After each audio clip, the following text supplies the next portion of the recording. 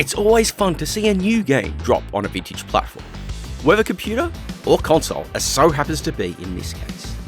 Especially when in the case of Changeable Guardian Estique, it's been one I've had an eye on for quite some time. Mostly that comes down to the fact that there's some interesting names in its credits, specifically some who contributed to many a classic compile shmup back in the day. So, considering my appreciation of those, I was certainly curious to see how this would turn out, and if it would live up to what those classics managed to do.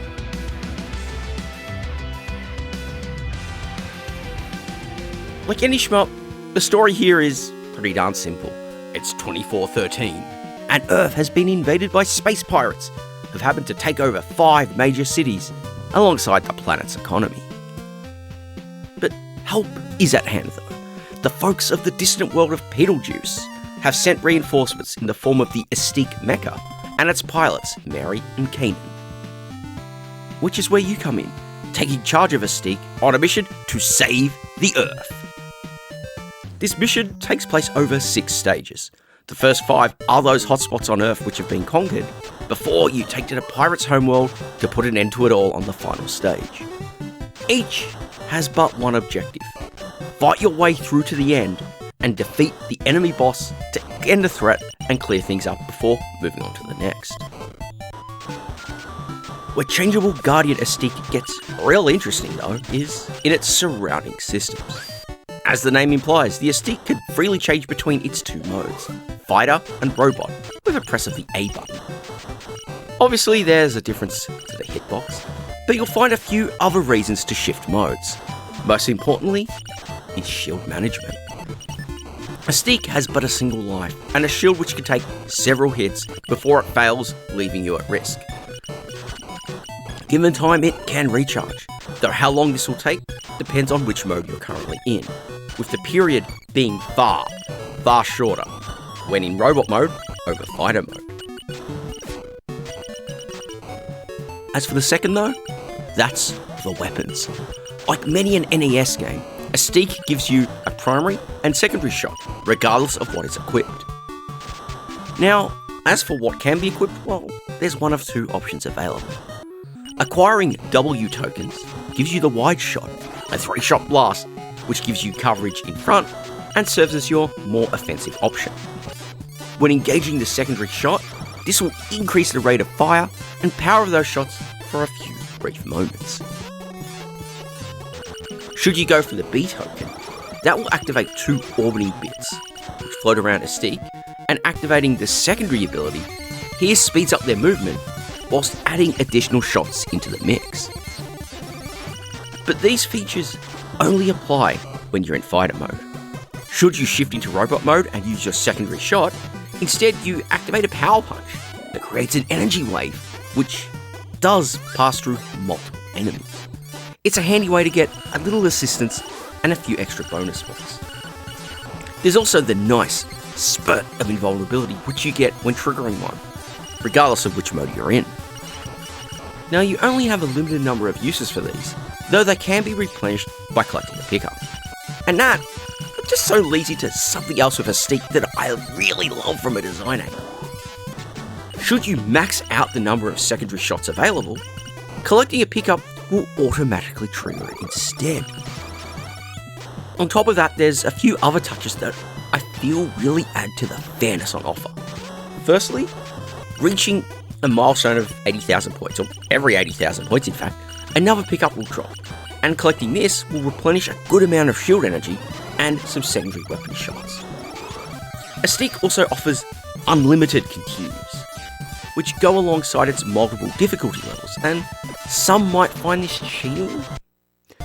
But if you're not a master of the genre, it's a great way to practice the game, just sitting there, playing through it, putting some time aside and just hitting those continues up when you need them. It really lets you not have to replay the earlier stages that you're probably going to be sick and tired of while focusing on those later ones. Without these kind of features, learning a shmup can be a bit of a chore unless you're a very dedicated player. Especially as many 8-bit shooters like this, in this style, they don't really have those practice modes available. at least from the ones I've seen over the years, so you don't really get the chance to learn them without having to grind your way through the game. Speaking of the levels though, if you're happening to expect plenty of details and layers and stuff going on, then you probably should lower your expectations and be a little more realistic here.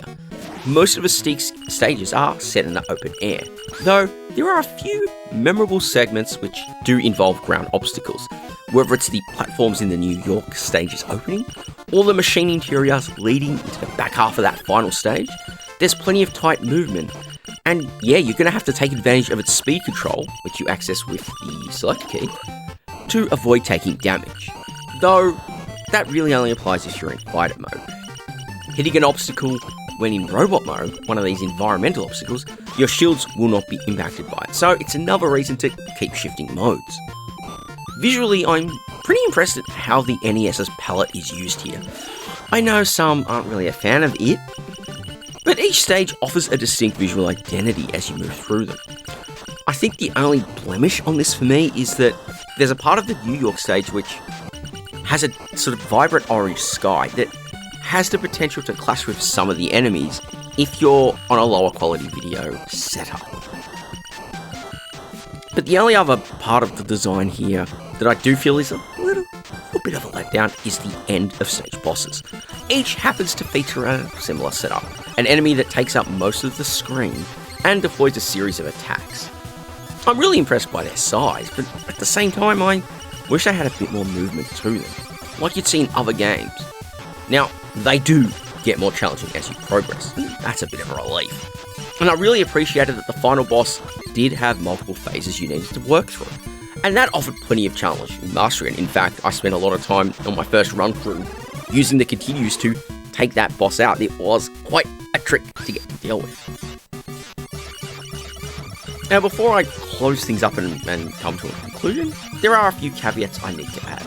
The biggest one is that, at least at the time I'm recording this in early 2025, there is no official digital ROM release.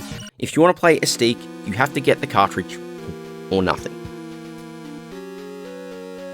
Now, in terms of that cartridge release, Broke Studio, who have been handling the publishing duties here, do offer versions that can be played on both the NES and Famicom. And normally, I'd go for the latter so I could play it on a real machine and capture it for this video like I do. Except, that version is only in Japanese. If you want to play it in English, and admittedly I do want to, you have to go for the NES version. Now, there are some other changes between them, some of the cutscene art, which doesn't really bother me all that much. I know some people, at least from other reviews, were a bit louder about that. I quite frankly don't care. It also means here that I am playing this on my retro USB AVS. Yes, it's not the real hardware, but it does a pretty good job with the experience, and honestly, having the native HDMI output means you can appreciate things that bit more, and that concern about some of the potential clashes doesn't really apply. I'm very satisfied with the physical package here, and it's, I think, a pretty reasonable price. You get the aura of a nicely done release, and so it's one that, yeah, I'm really happy to support. I think some might decry the length of the game. There are 6 stages, and its default difficulty can be a little on the easy side. It can be mastered in a fairly short period of time, but one of those things for me with shmups is they are the type of game that isn't about the one and done experience. You want to go back to it, you want to master it, you want to try and go for that elusive 1 credit clear, or even better, a 1 life clear if that's appropriate, which it isn't really here. But I've had a lot of fun playing it. It's a fair challenge, and I've beaten on 2 of the difficulty levels, just not cleared on a single life. And I think that if you're a shooter fan, you'll get plenty of fun out of it too. I definitely think there's a lot in there, even if it feels a little slight, but that's usually what you expect of a shooter. So I think it's time to really just wrap it up here. If you enjoyed the episode, you know the usual things, and yet they really do help out in this day and age. I know many of you hate them. I see that a lot. People complain about the call to actions and whatnot. But it is necessary to help keep channels like this alive. Unfortunately, we have to acknowledge that we are in an era where algorithmic pushes mean that it's hard to get eyes on stuff unless you're a big name getting out there first or whatever, and that isn't me, despite the work I put in. So, do go down to the video description. Everything's there. Links to where you can buy the game, links on how you can support the channel and what I'm doing here, and all I need to say really is to just thank you all very much for watching.